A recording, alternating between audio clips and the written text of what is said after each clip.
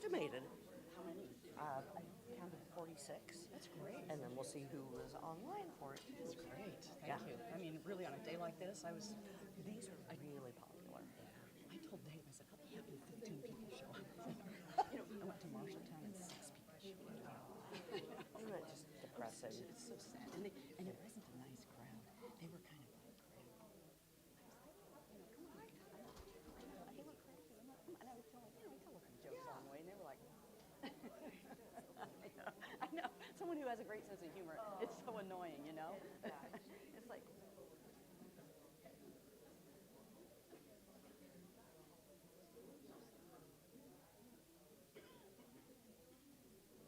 Turn this on. 1, 2, 3, 4. Is it going? I don't hear.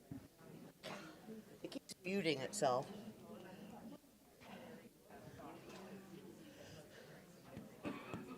That sounds like a microphone. Is it? Okay. Okie dokie, Dave. All right. Hello. Welcome to this delicious episode in the Iowa Files. So I want to thank all of you who are here today. Want to thank our members and donors and the folks who make it possible to do this live streaming and do the programming. The Friends Foundation of the West Des Moines Library, Scott and Diana Hatfield, and our members and donors. That could be you. So our guest today, Wini Moranville, was born in Des Moines and graduated from Roosevelt High School, along with my husband. Yep. Yes. They still let them in the building, which is frankly amazing to me. But her passion for food and storytelling has taken her all over the world. In addition to being a multi-cookbook author since 1997, she has also worked as an editor and feature writer on countless cookbooks and websites and publications, from Better Homes and Gardens here in Des Moines to Bonjour Paris. Okay, I don't know. During Wini's 15-year stint at the Des Moines Register, she was the Datebook Diner critic and wrote more than 750 restaurant reviews for the paper. That's a lot of eating. And I know, she's still so darn skinny. It drives me crazy. You have not seen me in a swimsuit. You won't. If anybody wants to see a picture of Wini in the swimsuit, that'll be a $10 donation to the Historical Society. So, get ready to hear about Baker's Cafeteria, these long lost but certainly not forgotten restaurants in Des Moines. Wini Moranville. Thank you. Thank you. Thank you all so much. It's always a real honor to be asked to give a speech or, to give a talk. And it's just so gratifying when people come. So thank you very, very much for being here. It was a cold day. It was windy. As I walked in, I thought, I'll be really glad if 10 people are here. And it's just nice to see you all.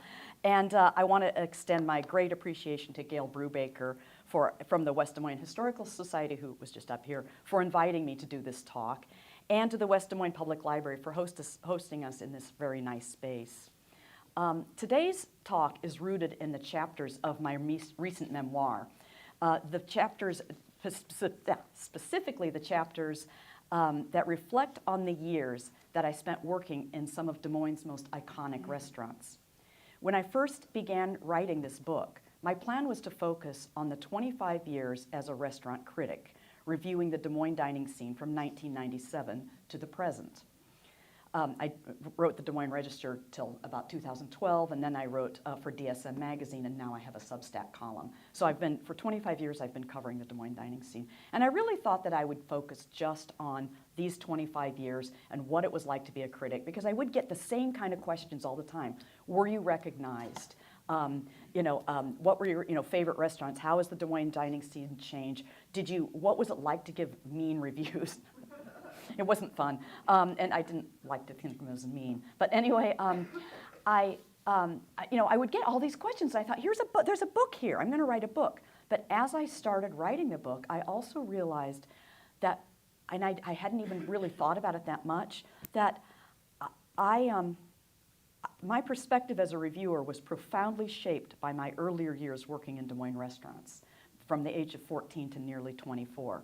So while the book itself has lots of chapters about, being, the curious balancing act of being recognized when dining out, getting cornered in supermarkets and malls when people saying, I read your article, or I read your review of such and such, and I went there, and it wasn't very good, and you said it was good. There are things that were really, really challenging about doing this. I'm not saying it was a hard job, but it had its challenges like that. I found myself a few times at the center of a social media firestorm. So that's not fun. And, I write about the peaks and valleys. I reflect on the wonderful changes in the food scene and how gratifying it was to have a front row seat on that. So many chapters do reflect on that. But what I'm talking about today are the chapters that reflect on the history that I had from 1970 to present. Each of the establishments that I worked in taught me lessons that went far beyond cooking or service. I saw firsthand the dedication and sheer hard work that drive this industry. I learned what it means to create not just a meal, but a sense of belonging for everyone who walks through the doors, both the guests and the employees. And most importantly, I came to understand the true essence of hospitality. I feel that those years offer a window into the restaurant culture of a very different time in Des Moines. My experiences offer a glimpse of what we've lost and what we've gained in the past 40 years. So I'm going to start with Baker's Cafeteria. And how many of you remember Baker's Cafeteria? Okay. And let's say that I just have to, do you mind if I point it out? Vicki Baker is here. She was, Russ Baker was one of the owners, and that's his wife. So anyway, it's always an honor to have you here, Vicki. Thank you so much. I'm going to start talking, I'll tell you a little bit about Baker's Cafeteria. But first I want to talk about, a lot of this book discusses why we go out to eat. What is it we're looking for beyond good food when we go into a restaurant? And I think there's a clue in the title of this book, love. And yet, is it truly reasonable to wish for something like love from a restaurant? Famed 20th century chef James Beard, it seems, thought so. Quoted in the New York Times, renowned New York City restaurateur Danny Meyer recalled, James Beard famously told people that when he was stopped in airports and asked what his favorite restaurant was, he answered, "It's the same as yours. It's the one that loves me the most." The hospitality that Danny Meyer provides in his restaurants is legendary. I've had the great luck to experience it myself at Gramercy Tavern in New York City, where there was an unmistakable warmth and expertise to the service and an uncommonly light touch. No fussing, just that wonderful sense of being in caring, capable hands. It can be especially life-enhancing when you experience such hospitality in more humble places. It happens, and it always happened, nearly without fail, at Baker's Cafeteria. After I became a restaurant reviewer, the memory of my time spent working there served as a kind of standard for the expert, generous, open-hearted spirit I sought in a restaurant. I often thought back to the way this inexpensive workaday spot could consistently make everyone, both the customers and the staff, feel cared for and in good hands. I only ever wanted my readers to experience the same level of care. So I started working at Baker's when I was just shy of 14. My parents were friends with Merle and Eunice Bakers, the founders of Baker's Cafeteria. It was their son, Russ, who I also worked for. And my mom worked as a cashier sometimes at Baker's, and my sister had already gotten a job at Baker's 2 years prior. So it was sort of, really part of the family, kind of. So Baker's was the quintessential mid-century cafeteria. And I want to point out that Baker's is not Bishop's. A lot of people will come up to me and say, Baker's, I loved their French silk pie. And I'm like, we didn't have French silk pie. That was Bishop's. So, and that's, I can see why you'd confuse. They're very much alike. And it's also not Baker's Square, right? Okay, you know that. Okay, good. All right. At the beginning of the line, you pick up your tray and silverware and a choice of napkins, paper, or for 5 cents more, linen. Salads individually plated in little bowls were embedded in crushed ice, and the selection spun slowly on the salad wheel. Spiced apple rings, pickled beets, hard-boiled eggs, iceberg lettuce salad, peach slices, pear halves, cottage cheese with fruit, 3-bean salad, kidney bean salad, and of course, Jell-O salads. Some creamy and fluffy in pastel pinks and light greens, others deeply colored and sparkling like jewels. Next came the selection of 8 or so main dishes. Some were permanent, planks of deep-fried sole, sliced roast beef, and fried chicken. Others rotated in and out regularly. Salmon patties and peas, Swiss steak, Salisbury steak, chicken a la king, a very mild spaghetti and meat sauce, and turkey tetrazzini. Many of these dishes appeared unfailingly on given nights of the week, and the regular clientele would show up on the nights their favorite dishes were in the rotation. Old-timers especially loved the chicken livers and gizzards served on Sundays. At the end of the main dish line were the mashed potatoes with a choice of beef or chicken gravy. The latter was legendary and made from scratch, with pan drippings left over from the equally legendary fried then baked chicken. The bread station offered yeasty, homemade dinner rolls, fresh baked bread sliced from the loaf per order, cornbread, and on Sundays, homemade sweet rolls. A cult favorite of working kids at Baker's was a sweet cinnamon roll slathered with homemade chicken gravy. Teenagers, right? The vegetable section was simple: corn, carrots, spinach, green beans, and perhaps 1 or 2 rotating specialties, such as Harvard beets, scalloped corn, creamed spinach, or creamed peas and new potatoes. And then there were the flaky crust pies, baked fresh each morning, that spun on the pie wheel toward the end of the line. Double-crusted fruit pies like cherry, apple, raisin, blueberry, and raspberry, silky custard pies, meringue-topped pies like lemon meringue and raisin cream, whipped cream-topped pies like banana cream, coconut cream, and chocolate cream. What I loved also about working at Baker's was every single day the kids would get there about a half an hour before we opened, and we'd all sit down and have a dinner together. And it was a huge part of what Baker's to me was all about. It was so much fun because you got to hang out with your friends and have dinner every night that you worked there. And it also, I always think that looking back, you're likely to get satisfaction in serving your customers good food if you have been served good food yourself. I think the Bakers understood this. They also knew that the kids who worked for them were missing dinner with their families at home, because back then nearly everyone had dinner with their families, and so they provided us a substitute. They gave us a family meal when such family meals at home were the norm, but well before family meals in trendy restaurants were cool. What surprises me most when I look back on my time at Baker's was how generously staffed this place was. There would be a line of 3 or 4 girls standing at the end of the buffet ready to take your tray. Tables were bussed the second the guests left, and then there were the adults keeping a watchful eye on us at every turn. Junice and Merle Baker, who were Mr. and Mrs. Baker to us, and their son, Russ Baker, ran the restaurant, with manager Al Lone and an assistant manager. There were always at least 3 adults on the floor and an adult cooking in the kitchen. We watched as they circled the room with a pot of coffee, stopping to touch each table. We saw them step up and bus a table, the rare moment when a busboy was busy elsewhere. They carried trays. They talked to guests waiting in line to help the time pass more quickly. They watched over us, gently correcting us if we placed a slice of pie, pointing out to the void rather than toward the guest. No matter how busy the restaurant got, and sometimes we'd have lines snaking out the front of the door, the restaurant never became in the weeds or too busy to accommodate a special request. Their standards were high at every single turn. Kids were never in charge. During one of our after-work pie-eating sessions, a boy who had worked in the kitchen complained to our clocked-out group. Oh, by the way, we got to eat free pie after work. That was so much fun. It was like whatever pie was left over on the wheel, we'd get to nab one, and I loved that. Because they didn't. Everything was fresh. They weren't gonna. They might have saved the fruit pies a day, because you can do that. But the cream pies, done at the end of the day, which was very high standards. So anyway, I was saying that he had cleaned the short order grill a little early that night, being as business had been a little slow. And wouldn't you know, right at 7:30, which was when we closed, someone came in and ordered a hamburger. He had to fire up the grill, cook the burger, and then re-clean the grill. "That's cold," I said. "Couldn't you have told him the grill was closed and he had to order something off the line?" I'm a teenager. Alone, the manager, said curtly and decisively, "Well, you could have, but then you would have lost your job."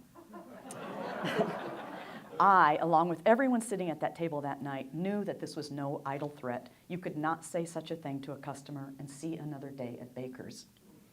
Their sense of hospitality extended beyond good business. Merle Baker once told my mother that if from her cashier stand she ever saw someone try to walk out without paying, she should just let them go. They need the food more than I need the money. And yet, the Bakers were on our side too. My mother once told me the backstory of one of the girls I worked with. Lila had tried to get a job at another restaurant in town, but they didn't hire her. Her parents suspected it was because of her slightly unique speech patterns. Rather than have her daughter endure the defeat of applying for a job she wouldn't get, Lila's mother came in and talked to Merle Baker herself, telling him that while her daughter wanted to work, she would not let her daughter go through the heartbreak of applying for a job only to be disqualified again because of the way she spoke. "I'll give her a job," said Merle Baker. He trained her on the adding machine, the job at the end of the line that required you to tally up the price of the food on each customer's tray, meaning you had to memorize all the prices and work very fast. Lila was a whiz at this. The job also required that you interact with just about everyone. Evidently, Mr. Baker had no intention of hiding this smart, charming girl from his customers or making her feel unworthy of being a visible part of the operation. Danny Mayer, the restaurateur I mentioned earlier, is often quoted on the art of hospitality. This is one of my favorites of his many gems on the subject. Hospitality is almost impossible to teach. It's all about hiring the right people. Where do these right people come from? Perhaps there is a kind of hospitality gene. Indeed, in all my years of reviewing, now and then I sensed that some people had it, others didn't. But nurture must come into it too. I was lucky that my family's farm and my family table played such key roles in my early life. I was also lucky that my very first job was at Baker's Cafeteria. I honestly think that Danny Meyer would have been fortunate to hire just about anyone who had spent a stretch of their youth working in this humble but much loved spot where hospitality wasn't so much taught, but rather became part of the air we breathed. So Baker's was great, but being a teenager, I don't always make the best decisions, right? And my friends, Cindy and Kirsten, were working at a country kitchen. And I'll tell you how I got that job. So by the time I was 16, I had worked more than 2 years at Baker's Cafeteria.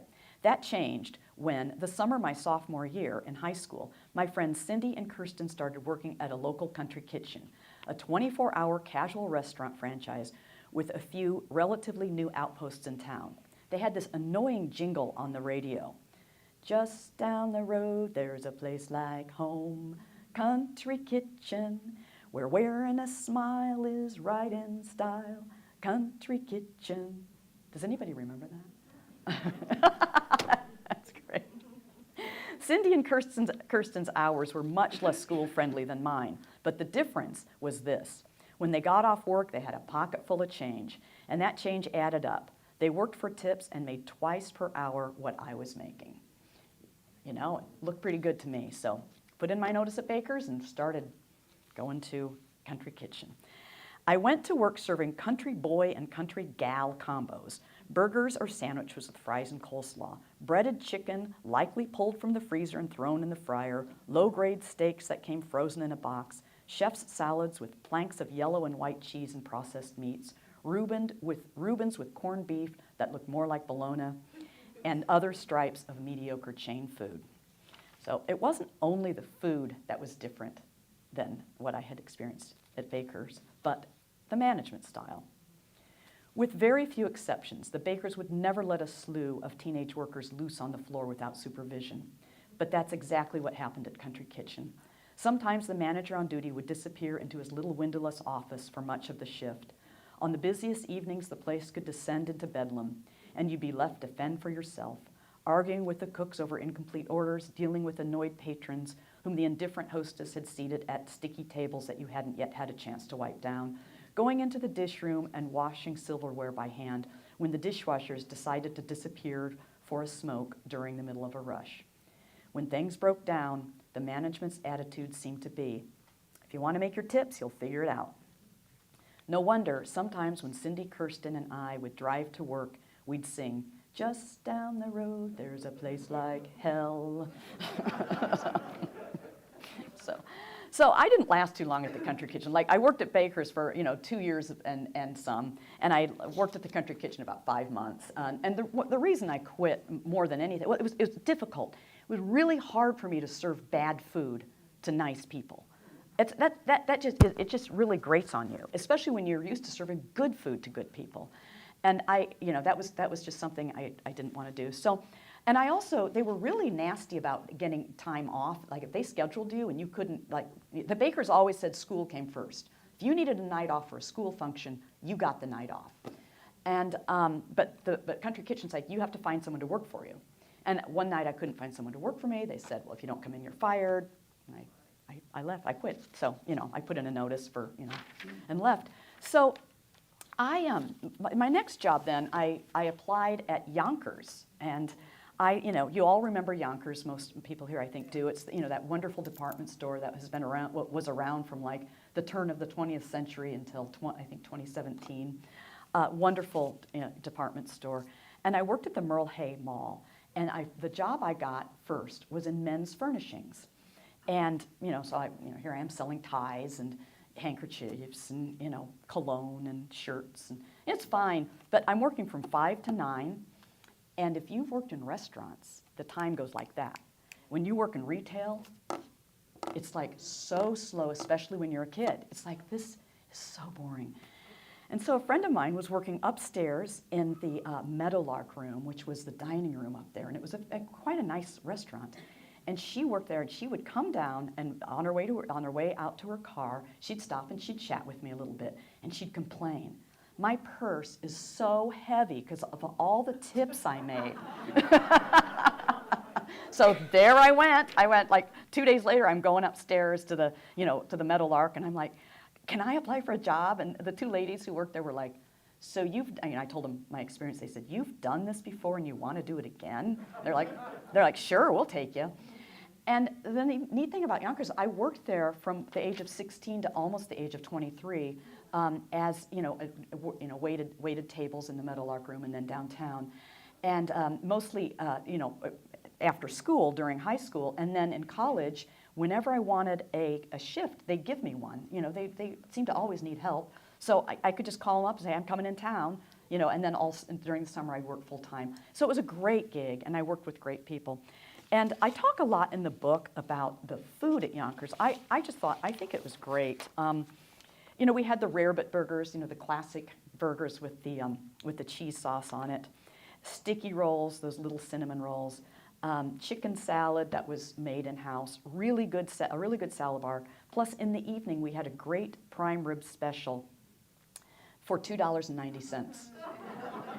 That is $16.42 in today's money. So, that's shockingly cheap for a prime rib dinner, and that included the salad bar and all that. And, but it was a lost leader. They lost money on that, but they wanted you to come into the store and spend money, and it worked. They had it for years. It was totally one of the most popular things they did.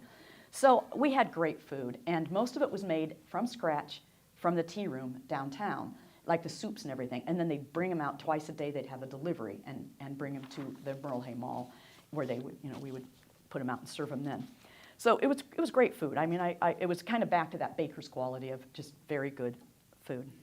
But what I want to talk about Younkers that I loved was the women, the people I worked with. This was a place where I actually, at Baker's I had worked very often with teenagers. We had the managers, but we also had, who were adults, but we had teenagers who we were all, working together. And the Younkers Merle Hay Mall, I worked very much with teenagers in the evenings a lot, but there were also adults who also waited tables alongside us. And these were like, older people. And I'll just tell you about a couple of them. 50-somethings Anna and Irene were servers of an ilk we'll likely never see again. What struck me most, even back in those days when anyone over 20 was practically invisible to me, was their professionalism. Some days I'd barely comb my hair before throwing on the stupid hairnet I had to wear. But Anna and Irene were always flawlessly groomed with washed and set hair, neat manicures, impeccably applied rouge, face powder and lipstick, and perfect bows on the backs of their aprons. Even though all uniforms were professionally washed and ironed at the end of every day, I would sometimes spot Irene repressing her uniform in the dressing room before her shift because it just wasn't crisp enough. My white waitress shoes would often be so crusted over with spilled food that the managers would have to remind me to wipe them off and blot them with the shoe whitener they kept in their office. But Anna's and Irene's shoes were always spotless. Both had worked at the Meadowlark for so long and were so well respected that regular customers would request their tables. They took especially good care of regular customers who were store clerks working in other departments of Younkers or other stores at the mall. Knowing that clerks' breaks were limited, Irene and Anna would take their orders the minute they sat down, then try to hustle the food from the kitchen as quickly as possible. A former Younkers manager recently gifted me a little booklet, the Younkers Tea Room Waitress Manual. It was written and used long before either of us ever worked for Younkers, but its overall ethos endured well into our time there. On the first page is written, "Art is the doing of anything well. It is not the thing itself, but how it is done that counts. All customers are our guests, and our entire attention should be given to their comfort and convenience. We want the atmosphere of our tea room to be restful and full of cheer so that our guests may go away happier for having dined with us." I don't know if Anna or Irene ever read this manual from the Meadowlark sister restaurant, but it seemed to me that they took those words to heart. I am sure that most everyone they served went away happier for having dined with them. So I loved working for the Meadowlark, and I loved the managers there. I liked working with the older women there, and it wasn't just Anna and Irene. There were very often a lot of women in their 40s and 50s, and it was just nice to have multi-generations. But then on November 5th, 1978, a very awful, tragic thing happened. Younkers, Merle Hay Mall, caught on fire and burned complete, a total loss, and 10 people were killed. It was awful. I wasn't scheduled to work that day, but I was in town that day from the University of Iowa, and I remember looking, before I knew even what it was, I remember looking at the sky, out to the north, and it was all black, and hearing on the news that Younkers had been on fire. And it really hit us all very, very hard, especially with the loss of life. But that also meant that my job at the Meadowlark was I thought, gone, and that was that. But anybody who had been displaced from the Meadowlark could work downtown. So I got to work in the downtown store, and that's another one of those experiences I'm so glad I had, because I worked in that iconic Younkers tea room, which was amazing. And I also worked at their street-level Parkade Pantry, which was a lovely little coffee shop across from the Register and Tribune. Frank Miller used to come in every day and sit at the counter. He was the Register's editorial cartoonist, and he won a Pulitzer Prize. He's legendary. He would turn his placemat over and start drawing the next day's cartoons. So I always got to see that. I mean, so it's just a really cool thing to be part of this, this downtown scene where businessmen and shop clerks and secretaries and all the people came in. And the food was equally good. It was the same food we served at the Meadowlark, just in different places. So I worked with full-time adults, there again, and they wanted to do a good job and just go home. And what was also interesting, and so they were just really professional, and I appreciated that, because I didn't mention, I mentioned in the chapters on working in the Meadowlark, there were kids at the Meadowlark who were a little rough around the edges, and they had some shenanigans, and I write about that. But working downtown, I worked with adults, and they all did a good job. But it was also really interesting, was downtown we also had people who were intellectually challenged and even perhaps emotionally troubled that were on the staff. And I talk about a number of these people and how much I was moved by the way others downtown took them under their wings and cared for them. People were really good to each other. And I was as I was writing this chapter, I was thinking to myself, okay, is this nostalgia? Am I just remembering things, through rose-tinted glasses? Were people really that nice down there? And I wrote this. I actually tracked down a former manager. Recently, I got in touch with Donna Nepple Cooper, who oversaw all of the Younkers restaurants during the years I worked there. I asked her if she remembered the way people cared for each other in the same way I did. We were like a small town, she said. She'd know. She grew up in Wall Lake, Iowa, population 800. She told me about other ways in which people cared for each other from the top down. It was a place where a rough-and-tumble sous chef named Buddy could become pals with a polished top Younkers executive named Stanley. And when Buddy fell in love with a waitress named Carmen, Stanley hosted the wedding and the reception in the tea room, inviting everyone who worked there to the afternoon celebration. And on his day off, Buddy would sometimes visit Neva, the octogenarian widow who'd worked in the tea room, and he'd do handyman work for her aging house in the faded glory Riverbend district of Des Moines. Donna told me of Barb, a manager in the Parkade Pantry well before my days there. When Barb became terminally ill with cancer, Younkers continued to pay her salary until she died. They didn't think twice about doing so, said Donna. It's simply what you did back then. And Donna confirmed that Younkers was a place where those with challenges could find work and feel supported. She spoke of Mary, a prep cook we both fondly remembered. Every morning she would pull the chicken from the bones and make homemade mayonnaise for the chicken salad, said Donna. She mentioned others, including 2 table bussers who might also have had intellectual challenges, and how they became loyal and appreciated members of the staff. And earlier in this chapter, I just talk about another woman who, it took me a while to figure it out, but she couldn't read. And, so that, there were people there who really did have special needs that Younkers took care of. This care of employees, it pervaded everything, right down to the servers at the street-level coffee shop who made sure lonely older women got extra attention and down-and-out men got enough to eat, a newspaper to read, and plenty of coffee. So Younkers, again, was great, and I feel like I feel incredibly fortunate to have worked there and to work in a place that really did care for people like that, and that I would leave, and then I'd come back 6 months later, and year after year, the same people worked there, which is great. It shows you that people took care, of their employees enough for people to stick around. But I said that I worked at Younkers from the age of 16 to about 23, but there was like a 4 or 5 month stretch where I left Younkers and worked at the Soup Kitchen, which was a vegetarian restaurant downtown, and it was super groovy. And I just wanted to try something new. I eventually went back to Younkers because, again, tips. Soup Kitchen didn't have tips. But I'll tell you a little bit about the Soup Kitchen.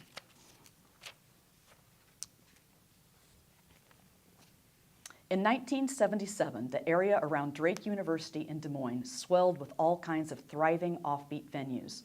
The creaky old buildings, originally home to businesses like hardware stores, meat markets, bakeries, shoe repair shops, and newsstands, now buzzed with record shops, head shops, natural food stores, a greasy spoon or two, and quirky bars and restaurants with names like Beggar's Banquet, Mustard's Last Stand, So's Your Mother's, and the Blind Munchies. The grooviest of them all was the Soup Kitchen. This vegetarian restaurant was housed in a long, narrow, 2-story old brick storefront with apartments on the top floor. The building looked like it had once been a mom-and-pop grocery. Inside, it still had the original wooden floors and stamped tin ceilings. The owners, Glenn and Grace, hung leafy plants from macrame hangers in the windows. They furnished the dining room with mismatched wooden chairs and tables, a bright orange upright piano, and a jungle mural painted floor to ceiling along the one long side of the wall by artist Mindy Miller, the daughter of the Des Moines Register's Pulitzer Prize-winning editorial cartoonist Frank Miller. So let's talk about a little bit about the food. And the food, okay, so never mind that carob tasted like wax. They didn't use chocolate, they used carob. And bean sprout sandwiches on heavy whole wheat bread sometimes had me craving a hot dog. The menu might seem a little bit earnest and basic when today there's gochujang and coconut milk, miso paste, and kimchi readily available to make meatless dining truly sing. But back then, it all tasted fresh and novel and wholesome. I still crave the Soup Kitchen's broccoli soup, the super rice, which was this wonderful casserole of brown rice, fresh sauteed vegetables, and like a bechamel sauce. It was so good. And with some cheese on top. The gorgeous sparkling salads with vegetables that truly tasted of themselves. I loved raw vegetable juice so much that I bought a Champion juicer.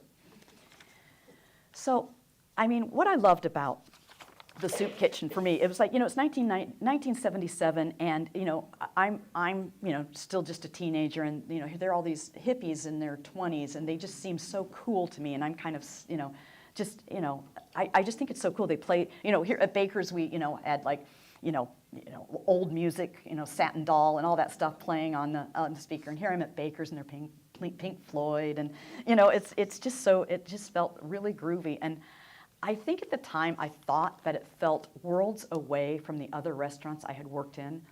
Restaurants sometimes run by old school boss ladies and imperious middle-aged men, and I'm talking about the country kitchen there, and occasioned by peoples my parents' age who treated me like the hopelessly green youth that I was. When I was within the walls of that old storefront building at the soup kitchen, I could actually convince myself that the soup kitchen was a kind of utopia, or at least its own wonderful little self-contained world. And then one day, the two worlds collided. On a late Saturday afternoon in spring, a middle-aged woman dressed in a smart houndstooth suit walked in and stared at the menu overhead. Likely seeing nothing that struck her fancy, she asked if we served tuna salad sandwiches. A little too high, I think, on the righteousness of vegetarianism and the hipness of this world that lay so far out of the realm of smart houndstooth suits, I told her that we did not serve tuna fish. We are a vegetarian restaurant. I'm aware of that, she said politely, but some vegetarians do eat fish. Her kind smile faded along with, I imagine, her hope that she had chosen the right place to eat. No fish here, I'm afraid, I said, lightly with a shrug. I'm a teenager. While I felt a pang of guilt as she turned and walked away, the memory saddens me even more with each year that passes. I often think how easy it would have been for me to make her feel welcome. All it would have taken was to suggest a sandwich she might like, grilled cheese or avocado veggie or egg salad. I knew that any of the real adults who worked at the soup kitchen would have done just about anything to make the lady in the checkered suit feel at home. Good heavens, they probably would have walked across the street and bought her a steak if she wanted one. For if there was any thread that linked the soup kitchen to the other, more square restaurants of the time, it was that nobody ever mistreated customers. They didn't even complain about customers, even when well out of earshot. Looking back, I think there was an overall understanding among those of us who worked at the soup kitchen that there would be plenty of people who would walk in the door and feel out of place in our small slice of infinitely cool counterculture. The ethos was firm. Everyone was welcome in this club. No one had to explain this to me. It was as organic as the carrots I peeled and juiced day after day, which was why tuna fish ladies' disappointment pained me so much. I knew better. I soon left the soup kitchen. I was headed off to college and needed to make some real money. I went back to waitressing for tips, making 2 or 3 times more than at the soup kitchen could pay me. Yet my time there made me a better server. Tuna fish lady's look of defeat as she turned and walked out the restaurant was something I never wanted to see again. So that's basically my experiences working in what I consider pretty iconic restaurants in Des Moines. You have your, Baker's, was iconic. The Tea Room, especially, but also the street-level coffee shop. We don't have those street-level coffee shops anymore, which was the Parkade Pantry. And then you had your groovy hippie restaurant, and then you had the, sort of not very great chain that started populating our landscape. So I really did get a experience in basically all levels of restaurant. And even after college, I worked in fine dining at a country club, and I was trained in high-end French-style service. So I sort of saw the gamut. And so, I've seen what we had, and then I reviewed restaurants for 25 years. So I'm going to talk just a little bit about what we've lost and what we've gained. I think I'll start with what we've lost. And I'd like to hear from you, because we'll open this up in a few minutes to the rest of you. I think we've really lost a watchful presence. I miss going to a restaurant and seeing an eagle-eyed owner, the manager, or maitre d'. It's a rarity to see someone overseeing a dining room with that meticulous attention that I always admired at Baker's and other restaurants. Those individuals made every guest feel welcome, noticed, and really looked after. I miss the training and expertise. So many servers today lack the foundational knowledge of how to provide seamless service. It's not their fault.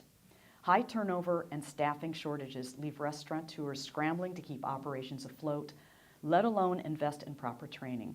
I want to read you, just by contrast, a short paragraph about Guidos. Anybody remember Guidos?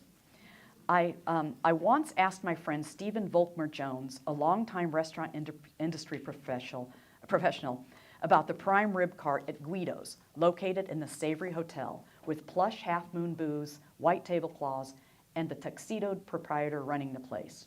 This was the finest downtown restaurant in the 80s and early 90s. Stephen had worked there as a maitre d' for many years, and his recollections spoke to how much things had changed by the late 1990s and early 2000s. Stephen told me, the stainless steel and rosewood prime rib cart was a big feature at Guido's. The cart was wheeled as near to the table as possible, at first only Guido carved, then he taught me how he wanted it done. He watched over my shoulder for 2 years until he felt I knew all I needed to know about it. The night he let me carve on my own was a milestone of trust. Where did that level of front of the house exactitude go? So I miss that. The seasoned professional. I miss seeing older, experienced servers in their 40s and 50s and beyond. They brought wisdom, poise, and a reassuring sense of calm to the dining experience. Their presence instilled confidence in diners and the staff alike. I miss the deep sense of care. Places like Baker's or the Younkers restaurants had an almost magical ability to make you feel cared for the moment you stepped through the door. Contrast that with a recent visit to a popular downtown hotspot where the host, who was a young man, was scrolling on his phone behind the host stand. And when he saw me, he glanced up at me and waited for me to speak first. And I thought, at first I was like annoyed, and then I thought, poor thing, there's no one here to show you how it's done. I had that at every restaurant I worked at, except the Country Kitchen. They showed you how it was done. And also a sense of belonging. Spots like both Baker's and the Soup Kitchen, there was a palpable sense of camaraderie, like you were part of something special. Today, social media has created a divide, often making customers feel unwelcome or adversarial. A mild complaint about lukewarm food or a polite request can leave you feeling as though you've crossed a line. The restaurants I knew never made guests feel anything but valued. And I don't know if you've been on social media lately, but there are a lot of sites there with servers talking about how awful their customers are. And very often, I don't think the customers are that awful. I just think you're in the wrong job. You know, you should not fault a customer for being a customer. You know, of course you have to treat everybody with respect and dignity, but you also should, get that in return. So anyway, so on that, what's better now? There's no question. The food today is leagues ahead of what we had in the 1970s. The restaurants I worked back then had wonderful, honest, home-style fare, meals I'd love to see again. But look where we are now. We have a world of flavors. Back then, Mexican meant chi-chis. Now we have vibrant array of options, great Mexican food, Indian, Asian, Southeast Asian, Peruvian, Middle Eastern, Ethiopian. Even Italian food has undergone a renaissance with flavors and dishes far beyond what once defined the genre. The craft beer effect. The craft beer revolution transformed casual dining. Once diners started caring about the quality of their beer, they wanted food that matched. Burgers and fries are no longer the default. Today's menu are more creative and thoughtful. And the evolution of fine dining. When I started reviewing restaurants in 1997, fine dining was a predictable affair. Steak Diane, shrimp scampi, those were the pinnacle of fine dining. Over the past 25 years, I've watched it evolve into something dynamic and ambitious. Today's food is fresh, surprising, globally inspired, and locally sourced. It's been thrilling to have a front row seat as chefs have redefined what's possible. And there's also the farm-to-table movement. At our best restaurants, menus celebrate farmers, and these days there are restaurants that not only do farm-to-table dining, but have brought the table to the farm. We've got Wilson's Orchard in Cumming, that is in the middle of, set on the side of a farm, as well as LT Organic Restaurant in Waukee, which has been doing this for 20 years.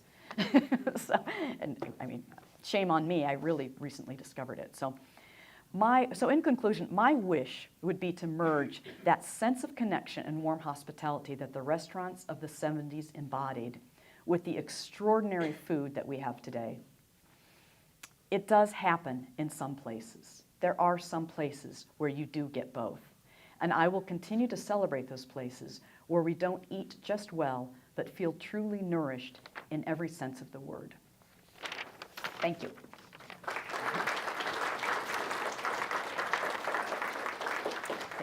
So I'd love to open this up to questions and comments too. I mean, if you want to, talk about what you think is better, worse, just anything, questions or comments. Anyone? Yes. What is one restaurant you wish could come back? I wish Baker's would come back. I really do. I seriously, Vicki, I'm not just saying that because you're here. I mean, sometimes I'm driving around at about, 4 or 5 o'clock in the afternoon, and I'm like, I just like to go in and get like their Salisbury steak. And just something really simple, sit down, eat something, leave, and not spend a whole lot of money, and be treated well. I miss it. I really do. Yeah, that's a good question. Thank you. Other questions? Yes? You think Bishop's kind of matched? Absolutely. I mean, I'm partial to Baker's. Bishop's was a regional chain, and Baker's was only in Des Moines. So I think they were able to kind of keep a handle on everything better. They, I think at the time I worked there, they only had 2 restaurants. At one time, I think they might have had 3. So, yeah. So it wasn't like this huge, corporate thing. So. Customers would go from one to the other. They go back and forth. That's right. So did you hear what Vicki said? She said, yeah, some customers go from one to the other. And, wasn't it awful when those horrible old country buffets and Royal Fork buffets and all-you-can-eat places came? Those were just horrible, comparatively. There was no niceties. People didn't carry your tray. You just dished up your own food from the troughs. And it wasn't good food. So, all right. Yes?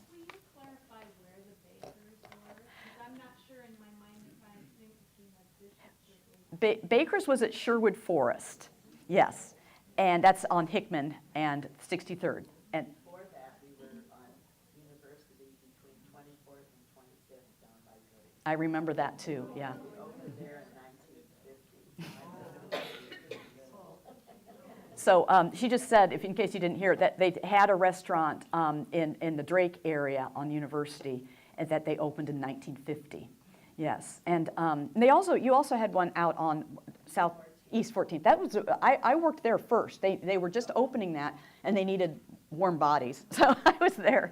Yeah. So, other questions? Yes. Who would you think are the movers and shakers in today's Des Moines food metro area? Oh, you mean chefs? Chefs or some tours, or yeah. Entrepreneurs. Oh, that's a really good question. I mean, I think that boy. It's hard. I'm trying to think.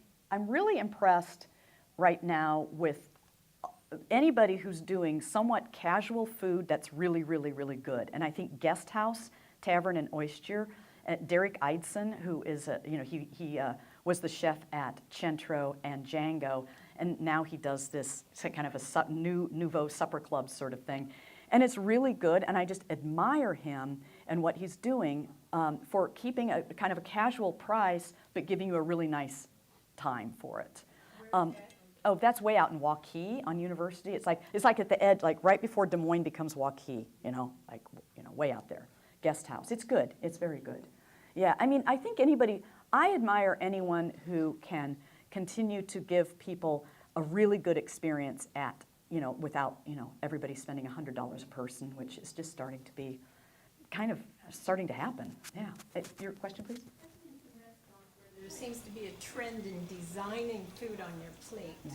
When you have things sticking up, and can you speak to that? Well, it's funny you should mention that. So in addition, I don't know if you know, I have a newsletter every week that comes out, and it talks about the Des Moines dining scene and sometimes regional dining scene. I just wrote an article about that very thing, about how chefs are starting to get away from that sort of intricate, what we called tweezer food, where you need, 10 chefs, trying to tweeze the food into place, and more into sort of gratifying, hearty food, but equally really well thought out too. I mean, not, and so I interviewed 2 James Beard winning chefs in Kansas City, as well as a great chef in Iowa City about this trend, because these people had all done those little fancy plates, and now they're like, we just want to serve good food. We just want to serve people what food people like. And they're also older chefs. These chefs I spoke to are in their 50s, and one's even 64. And he said, when you're young, you're cooking for sort of awards. You're cooking for critics, but when you're old, you're cooking for the customer. So it's less about ego and more about really gratifying people. And I really appreciate that. It's coming around. So I think it's a great question, because it's just something I wrote about last week. So, yes, Gail. From online, What do you think the next hot thing is going to be in the metro? The next hot ingredient, country, food? Oh, that's a great question. this person mentioned, 5 years ago, there was no Korean, and now we Oh, have yeah. Korean fried chicken. Exactly. That's a really good point. Yeah, I don't know. It might be what I'm talking about. I think we're going to go away from small plates and all those intricate little foods. I could be wrong, but I think people are going to gravitate more towards, what I call it refined heartiness. So it's really good food, but it's hard. It's not just piling on the pasta. It's not just adding a bunch of garlic mashed potatoes. It's equally refined, but it's also hearty. I bet we're going to see more and more people do that, and I think we might even start seeing it. But 2 of the restaurants, one in Iowa City and one in Kansas City, were places that did family style, where you ordered enough food for the table, and like we had a veal chop that came. It was a huge veal chop and sliced into 6 pieces with other things, and you just served yourself like you were at grandma's table. And I think that might come around. I think people are starting to look, kind of appreciate that. It's also just more convivial. Yes, yes. I think to your point, though, when you mentioned guest house, Uh-huh. and now we're seeing supper club concept going back into Valair. Valair. Mhm. I think that's also a trend that's coming back. People kind of craving that supper club atmosphere again. I think you're right. I think they're starting to crave a little more warmth. I think they want that sense of hospitality. Maybe that's just wish fulfillment on my part, because that's what I want so much. So, but you see it starting to come back around. Yeah. Yes. I've been impressed the last 10 years with the explosion of really good restaurants in Des Moines, but now I worry, can they all survive? They've been asking that question a few years now. It wasn't long ago a restaurateur told me that there is going to be a sort of a collapse, that that at some point it's going to be like when the stock market crashes, restaurants are going to crash. Suddenly they're just, because they don't think it's sustainable, and I don't think it is either. And Vicky's daughter Kelly told me even back in the 70s, Russ would say there are too many restaurants. Russ Baker would say that. And that was the 70s. There weren't that many restaurants in the 70s. But now look at all the restaurants. There are too many, and I just don't think they can get the help and the quality that they need to get. And it's a shame. So. Way back, back when Russ was still around, in some of the magazines, the restaurant magazines, the average life of a restaurant was only a year. A year. Wow. The average life of a restaurant was a year. Yeah, that's amazing. I'm sorry, did you have a question back there? Yes. Yeah, I'm just curious. One thing I enjoy doing is the multi dishes, events. So Moxie has one. I think there's some other restaurants that have done it. So I was curious, is that something that's new, or has that always been around, kind of? You mean multi-courses? Yeah, multi-courses. I mean, that's a real European way of dining. I'd kind of like to see it go back, because I mean, what we started doing here a lot was you'd sit down at the table, and then you'd order a bunch of onion rings, or all these different, just huge appetizers that you'd sort of all pick at. Where the European model is everybody gets their first course, everybody gets their second course, everybody gets maybe a cheese course, and everybody gets dessert. You don't just throw a bunch of food at the table. And I love that style of dining. I'd love to see more of it. And again, the restaurants that I profiled in my Substack, or my newsletter, those restaurants do that kind of dining, and I love it. Yeah. Yes. For me, I'm thinking of two impediments in many, many restaurants to having the kind of experience that you're talking about, and I think we all crave. One is the noise level. Oh, yeah. And, I just can't help but think that there's some attitude somewhere that is cool, to be noisy. But, when you want to go to a restaurant to talk with friends and so forth, it becomes hard. The other is probably smaller, but its menus are too small. And maybe too dark. You can't get out your flashlight. No, I agree with the noise, and that's not just an older person's thing. I couldn't stand noisy restaurants even in my 30s. They drove me crazy. And I was like, I'm here to talk to people. And a restaurant should never make you feel uncool. And the first thing you feel is uncool. Can you turn the music down? You don't want to be that person, Yes. Yeah, we were at Boom Hotch's last week, a group of us, and it was so loud, Yeah. I heard across the table talk. I know. We asked the waitress if she could turn it down. I don't think she was able to. Yeah, And sometimes. I'm going to recommend it to somebody else, but now I'm not sure. Yeah, I mean, sometimes it's just corporate control. We're going to have it. We're going to have the restaurant at this level.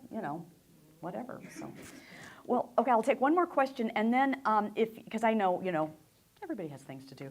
But if you have more questions and you want to ask me something personally, feel free to come up and talk to me. But yes. When you were doing reviews, did one stand out among all of them? Like one you got the most comments about? Comments? Or just one that was really good? I think a long time ago in 1997, about 6 weeks into writing I had just taken over the Datebook Diner column, and I thought, I'm going to be reviewing steaks and onion rings forever. and it was like, I can't, and then Bistro 43 opened, and they just changed everything. It was like there were other restaurants that had tried to do sort of the chef-driven, fresh, global, local, seasonal, this really interesting food, but they hadn't quite succeeded. This place had staying power, and I always say every few years a restaurant comes on the scene and sort of like cracks it open. And Bistro 43 did that and paved the way for other people to do that. And I admired them so much. They were great. So, all right, I just want to tell you a couple things. I've got some books. I've got Love is My Favorite Flavor, which this talk came out of, but it also covers a lot about what it was like to be the critic. I have the Little Women cookbook, which if anybody is a fan of the book Little Women, this takes all of the food that's mentioned throughout the novel. There's tons of food in that novel. I researched 19th century cookbooks and found the kind of food that they mentioned in the novel and the kind of food they would have eaten there, and then I updated it for today because nobody wants to cook with fish bladders to thicken your food. But I do give a lot of history of that. And then I have my Everyday French Cooking book, which basically I traveled, I talk about it in this book, that for 25 years, for 25 summers, I went to France for a good chunk of the summer and spent a lot of time there renting an apartment and kind of learning. One of the things I did is cook a lot. And I read a lot of women's magazines. I talked to people and kind of every day, what do French people really cook at home versus what we eat when we go to a restaurant. So that's what that book's about. And I'm happy to answer further questions if you want to come up and talk to me a little bit. So anyway, yes? Is there still a Datebook Diner? No, they got rid of the Datebook Diner. Did they get rid of the Datebook too? Yes, they got rid of the Datebook. And that makes me so sad. Didn't you love the Datebook? It was like everything right there. Now you have to go all over, the information's there, but you have to search so hard. So, but remember, I come up and get my card, because I do a weekly newsletter that tells you, I review restaurants, I interview people, chefs, I do all kinds of, food news and insights. So I'm still doing what I do. I'm just doing it on a different platform. So, yeah. So, all right. Anyway, thank you again. Yeah, thanks, Gail. All right, I want to thank you all so much. Dave, get out of the way. Go over. For coming. Just so you know, and you're the first people to know this because it's not official, the Valor Ballroom has approached the Historical Society about doing a special deal for for members of the Historical Society. I don't know what exactly it's gonna look like in their new restaurant. So if you're not a member of the West Des Moines Historical Society, here's another reason to join us and support us. If you would like to become part of what we do, I'm having a volunteer orientation this Wednesday at 5:30 to 6:30 at the Jordan House.